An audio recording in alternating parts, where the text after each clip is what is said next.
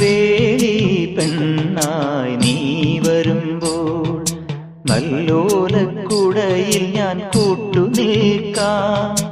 വേളി പെണ്ണായി നീ വരുമ്പോൾ നല്ലോലക്കുടയിൽ ഞാൻ കൂട്ടുനിൽക്കാം.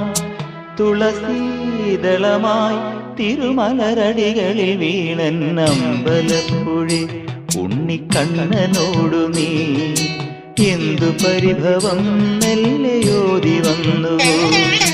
കൽവിളക്കുകൾ പാതി മിന്നി നിൽക്കവേ